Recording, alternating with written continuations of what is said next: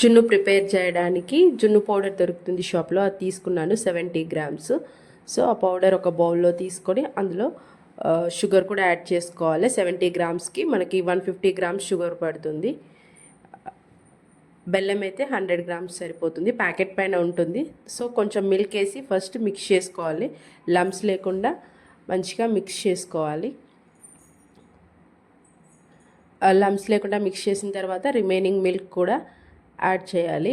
మొత్తం యాడ్ చేసి షుగర్ మొత్తం మెల్ట్ అయ్యే వరకు మిక్స్ చేసుకోవాలి. మనకి ఎక్కడైనా ఏ షాప్లో అయినా దొరుకుతుంది, కిరాణా షాప్లో కూడా. దాంట్లో మిక్స్ అయ్యాక కొంచెం ఇలాచీ పౌడర్ కూడా యాడ్ చేయాలి.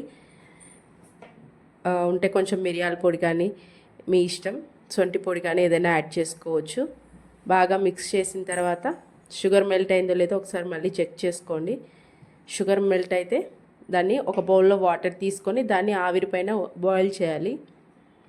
కింద ఏదైనా స్టాండ్ కానీ ఏదైనా బౌల్ పెట్టి దానిపైన పాలది బౌల్ పెట్టండి. ఒక 20 మినిట్స్ బాయిల్ చేసిన తర్వాత స్టవ్ ఆఫ్ చేసుకుంటే జున్ను రెడీ.